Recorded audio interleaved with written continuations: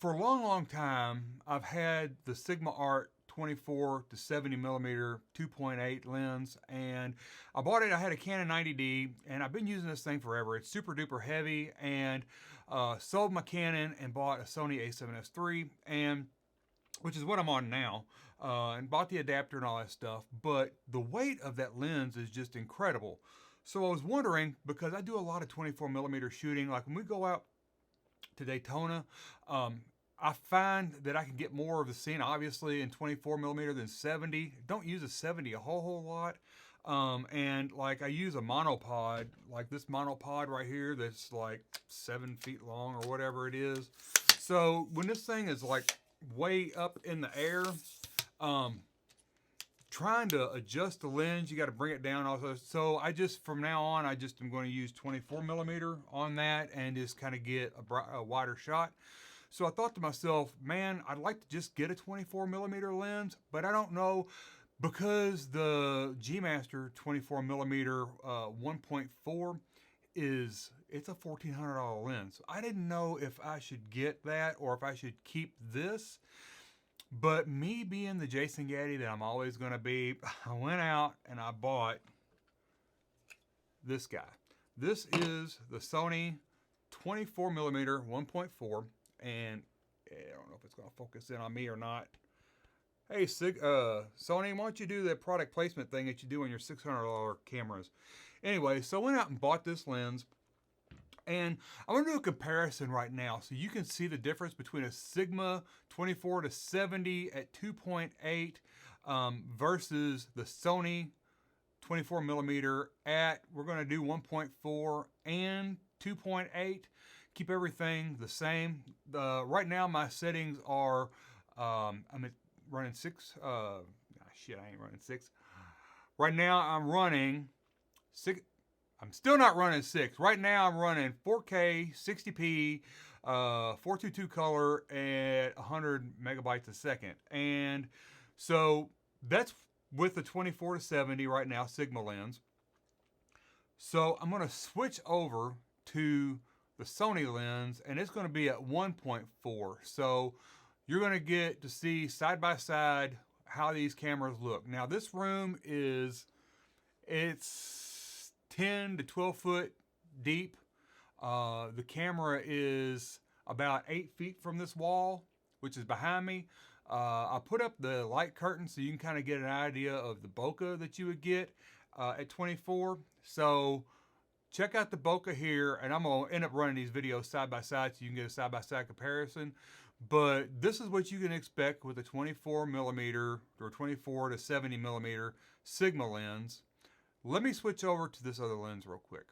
So this is the Sony G Master 24 millimeter at 24 millimeters 1.4, because that's the widest opener to go. So this is the difference in look you can get. Now check out the bokeh on this versus the bokeh on the Sigma.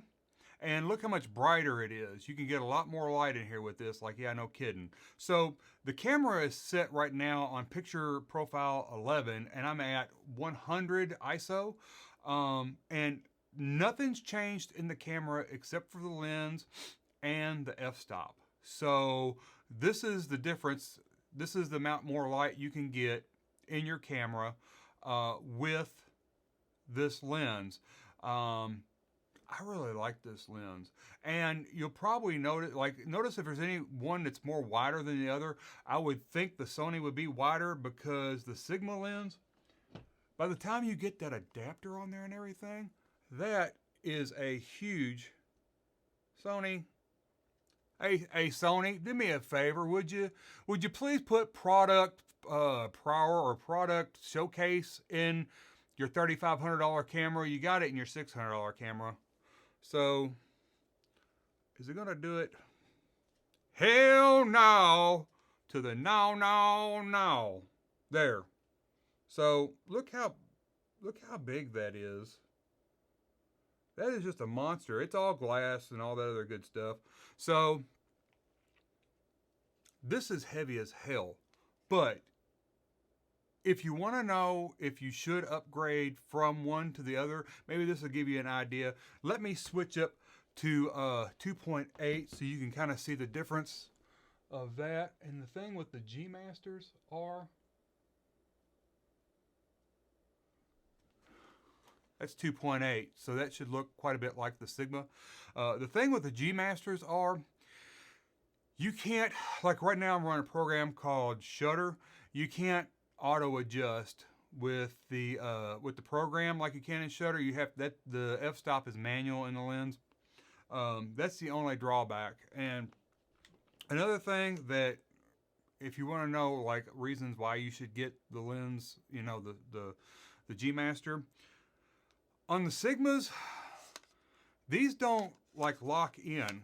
And as goofy as that might sound, like, oh, well, who cares? You know how many times this thing's come off my camera, going out and using it, like in public, like in crowds and stuff, and then all of a sudden it falls off. Somebody, you know, bumps into it accidentally or whatever, and it just does this. The G Master ones, they click in, and you have to push a button to release the locking mechanism and to let it go. So, anyways, personally, for me, I enjoy the Sony lens a lot better than this at 24. It weighs probably a third of the weight. This is a good lens, but I think I really enjoy the way this one looks. But anyways, so anyway, if you wanted a side-by-side comparison to the Sigma 24 to 70 2.8 versus the G Master 24 1.4, this is it. And this is, everything is absolutely the same. So I'm gonna go over my settings one more time. I'm gonna read them off my screen. Shutter speeds at 1/125.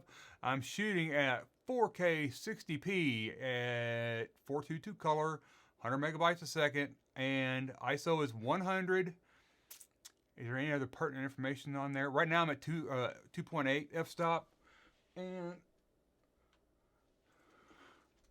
right now I'm at f-stop 1.4. So I hope this helps you out if you want to upgrade.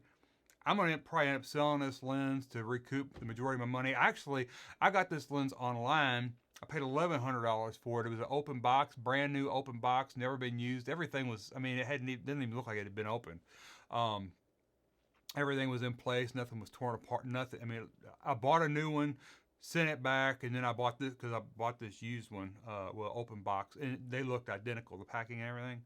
So you can find good deals on eBay, but I really enjoy this lens. So let me comment down below and let me know if this helps you out. If you have a friend that's got a Sony FE, which is a full E mount, and they're wanting to know what kind of lens that they should use, if you're only want to buy one lens, that might be okay. But I'm telling you what, I carry this thing around, no joke, for like 10 hours a day for 9 days. It gets heavy. Time you add batteries and all that stuff, this thing gets really heavy. So you're going to save a lot of weight. I know, you know, a few pounds doesn't seem like a lot, but you carry it around all day, it gets heavy. All right, thanks for watching.